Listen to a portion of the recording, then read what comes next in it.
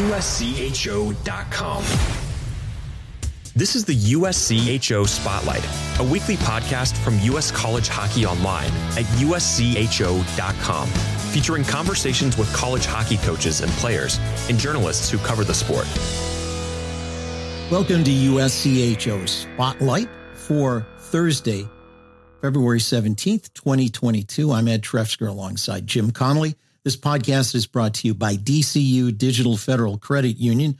What will DCU mean to you? Find out today by visiting dcu.org. Membership required. One of the teams that's caught fire as of late in Atlantic hockey is Mercyhurst. And joining us this week on USCHO Spotlight, he's a good friend of the program, good friend of college hockey. He's a longtime coach at Mercyhurst University, and that's Rick Gotkin. Rick, hey, you got the team playing pretty well. I know that there's been some ups and downs this year, but 4 out of your 6 games you've won, and you've played some tough competition in Atlantic hockey those last 3 weekends. Yeah, Jimmy, thanks for having me. Ed, thanks for having me. Yeah, you know what? It's hockey's a funny game, right? So, I said this earlier, in a lot of the games that we weren't successful, and there's been a bunch of 1-goal, 2-goal games. We've had about 4 stinkers this year, no question about it, but in some of those games, we felt like we played pretty well, in those 1-2-goal losses and didn't have a lot to show for it. And then here recently over the last 3 weeks, as going 4-2, tough place at Niagara for 2 games where we split. Then you go to Army for 2 games and you split. And then the sweep over RIT at home was, that was just a really nice situation for our guys. And I'm not sure we've played all that differently. And I'm not sure if there's such thing as a hockey god or puck luck or any of those things. But it feels like earlier in the year, or a lot of times in the year, we weren't getting that puck luck, or the hockey gods weren't smiling on us. And it just feels a little bit different right now. So whatever that is, we'll certainly we'll take it, and we're going to continue it. Well, puck luck and hockey gods, all that kind of goes into the hockey cliche bucket. And I'll give you another one. Timing's everything. You're playing your best hockey as you're heading into the playoffs. How much more confidence do you feel like your team, even if you feel like the style on the ice is the same, I have to think that the swagger or the confidence in the locker room might have changed. Yeah, well, Jimmy, you and I have been friends for a long time. And, I can tell you, winning is a lot more fun than losing. And I will say this about our group. They've been confident all year. We felt like, and, just like a lot of programs, we meet a lot as a team. We do a lot of video as a team. We felt like we've been close all year. And obviously we still have a long way to go. But our confidence has really been the same. We feel like we have a good group. We feel like we have a pretty good team. We just really haven't been able to get on the right side of some of those wins until the last 3 weeks. So, again, it's a humbling sport. We have a great test coming up here with AIC this weekend. But I know our guys feel pretty good about themselves, and they should.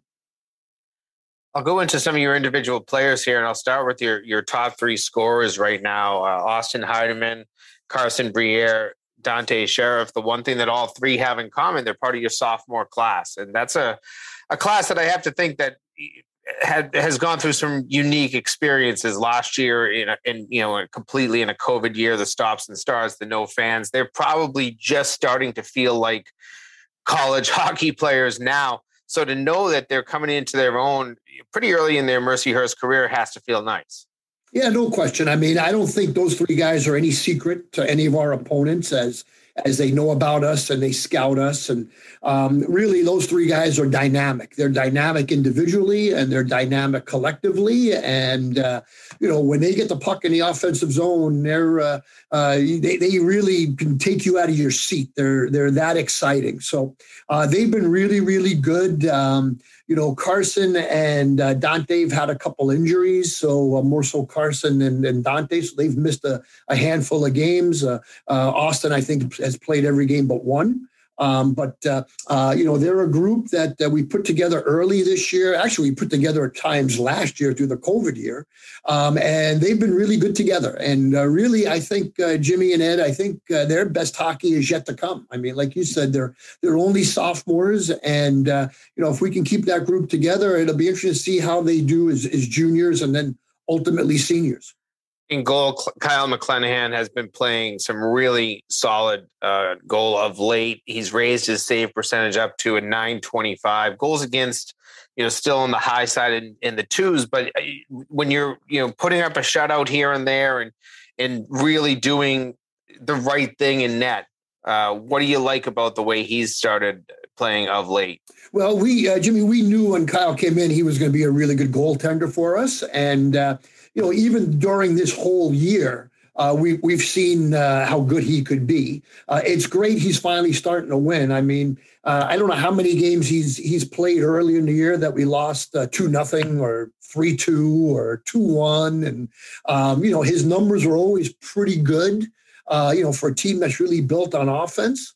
And like you said, the last 3-4 weeks, at least his numbers are starting to look more where they should be.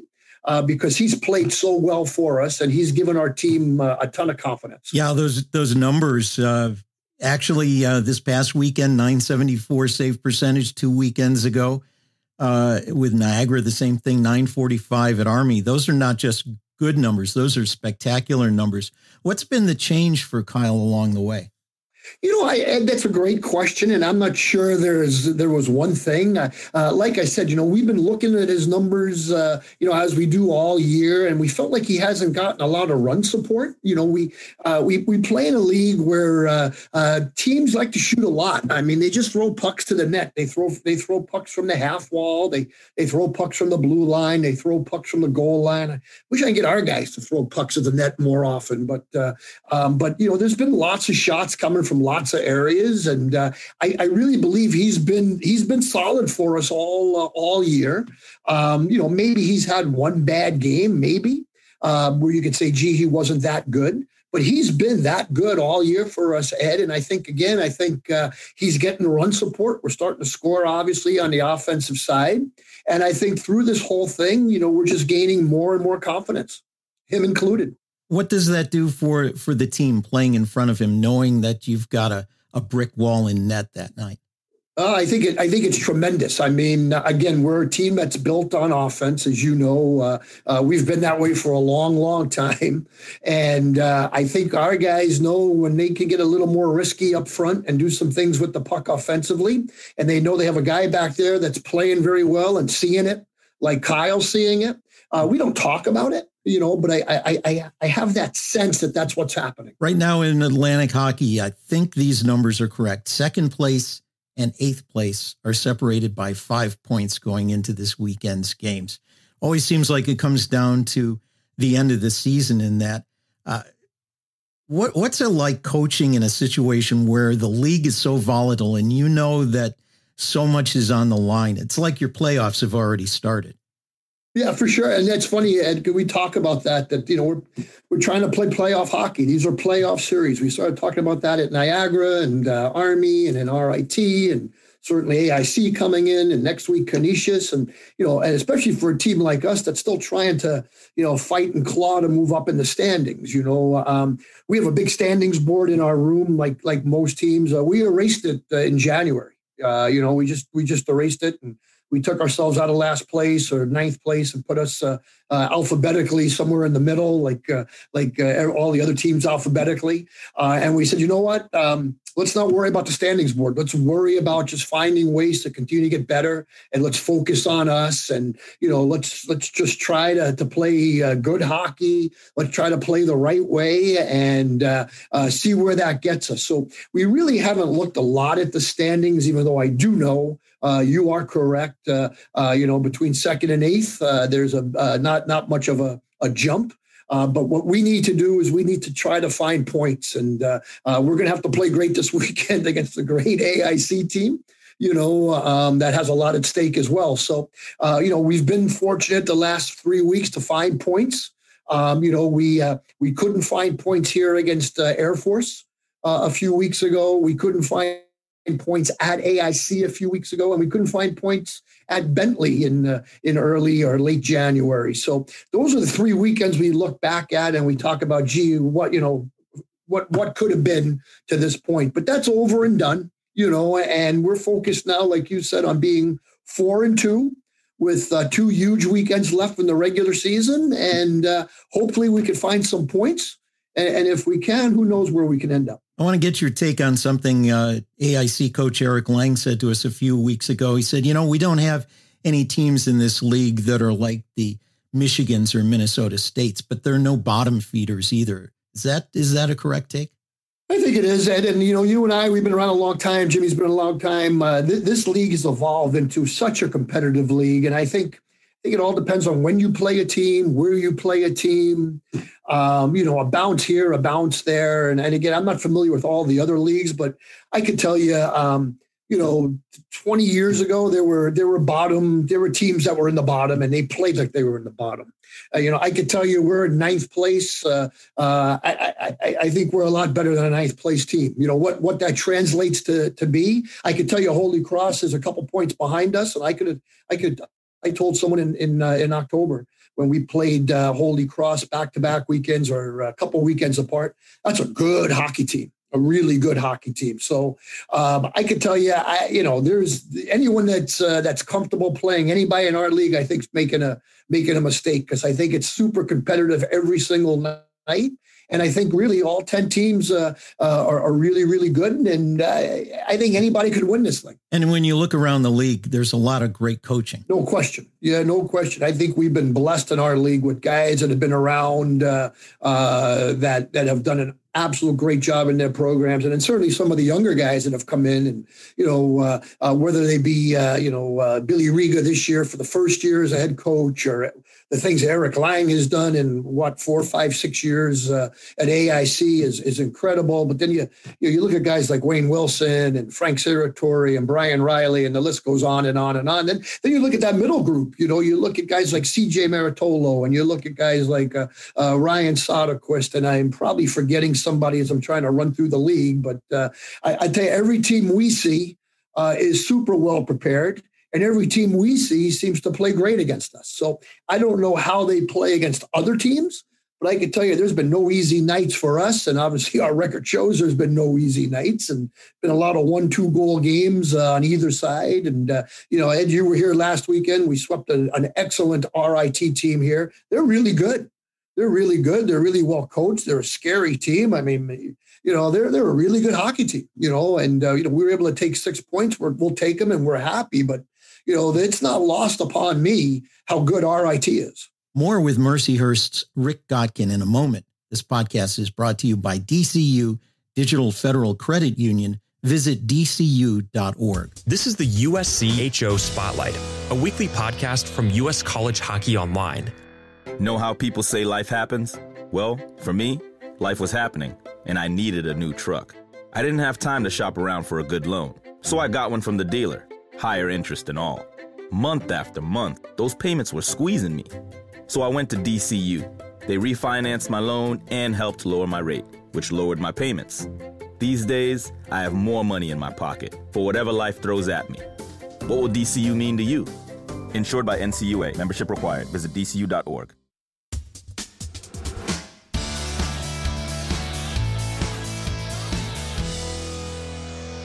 We're back on USCHO Spotlight with Mercyhurst head coach Rick Gotkin.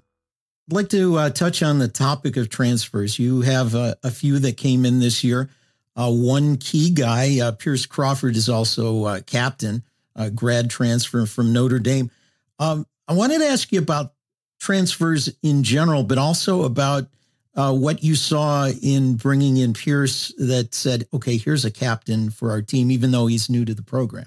Yeah, you know what? Pierce is an absolute great young man. And, he came to us from Notre Dame where he wore a letter as well, so that jumped off the paper when we learned about that. And he has made such a huge impact on our program in such a short time. He was here for a week and was voted captain and has done an unbelievable job as captain. And our guys respect him.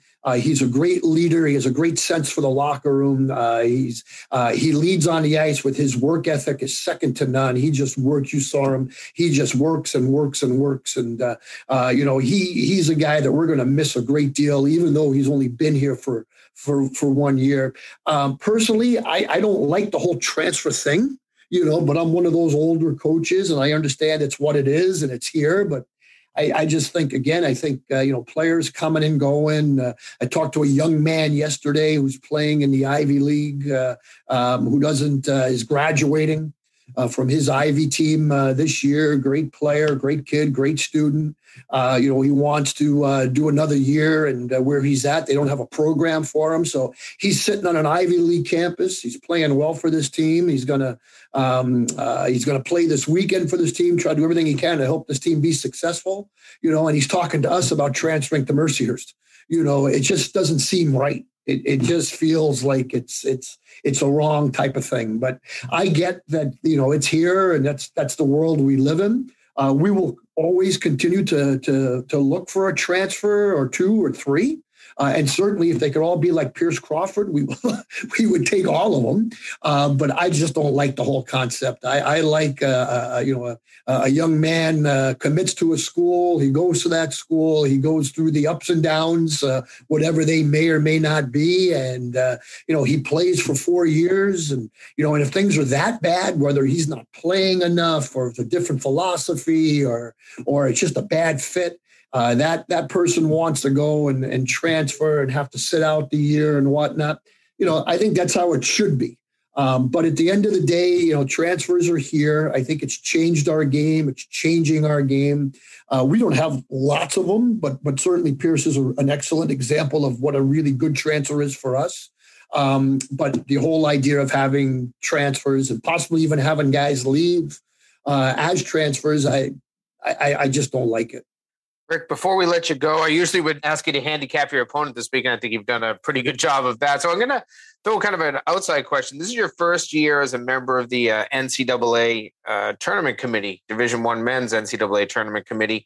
What's that been like, and how much does that make you kind of look forward to this year's tournament? I know you'd love to be a participant, but even if you're not, you're going to be a large part of the tournament itself. Well, absolutely, Jim. It's been a great experience. So I've been fortunate. I just came off last August off the NCAA Rules Committee, where I served for 4 years, and now being on the Championships Committee, things, just learning about how ESPN sets up their weekends, their regionals, their TV timeouts, intermissions, things like that, hotels in Tampa Bay and Las Vegas and Boston this year and all of that. It's fascinating. As you know, there's 3 coaches on the Championships Committee, and I'm one of 3, a bunch of administrators, and it's just great.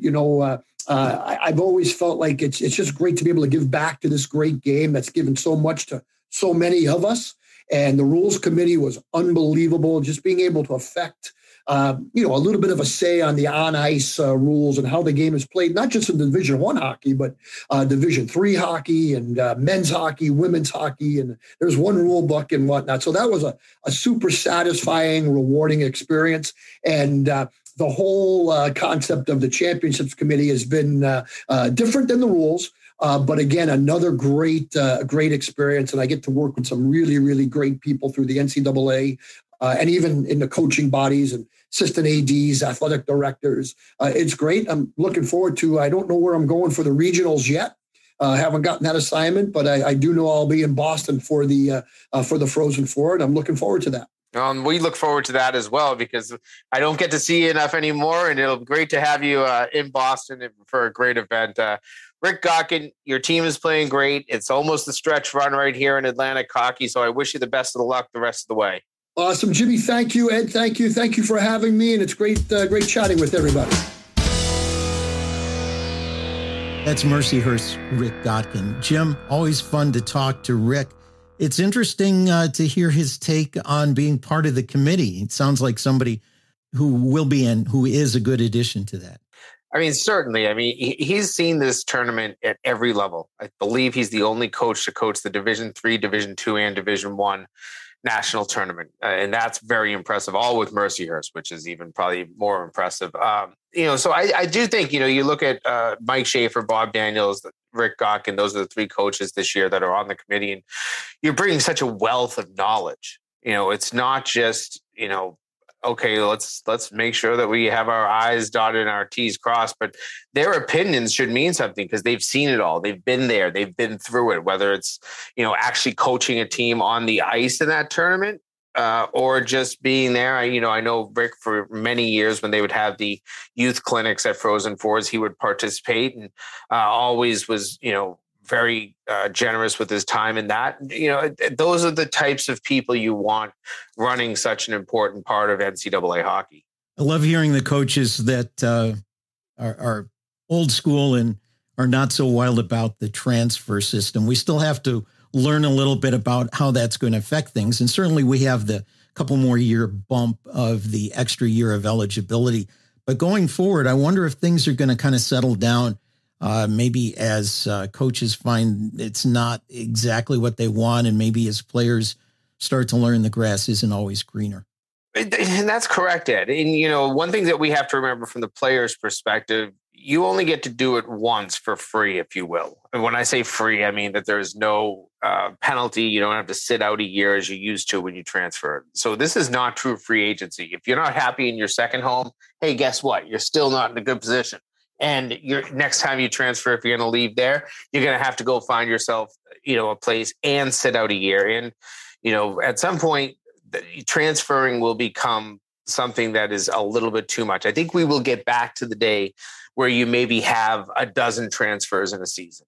And I think that's what you used to have. You'd probably have that anyways. Maybe you'll get a little bit more. And I think also once you lose that extra year of eligibility, that will kind of curb the actual impact. But don't forget that next year is, changes a lot just in general when it comes to that extra year of eligibility. This year, if you brought on a fifth-year player, you kept a fifth-year player around, his scholarship didn't count against your 18 max. Beginning next year, no matter who you are, it's 18 scholarships, and that's all you have. So I think that alone will change things. We'll see, probably less graduate students sticking around because programs just don't have the ability to keep them if they want to maintain some sort of continuation when it comes to how they've recruited their teams. Don't forget, some of these recruits have been signed for a couple of years already. So you've got some real, idiosyncrasies that when it comes to the transfer portal that I think we'll see play themselves out, not just this summer, but for the next 3-4. And I think we'll find it, at one point it all will settle down. Well, it'll be interesting to watch it going forward. Some good points there, Jim. This podcast episode has been brought to you by DCU, Digital Federal Credit Union. What will DCU mean to you? Find out today by visiting dcu.org. Membership required. For Jim Connelly, I'm Ed Trefzger, and we'll catch you next time. This has been the USCHO Spotlight, a production of U.S. College Hockey Online. Visit uscho.com/podcasts to listen or subscribe.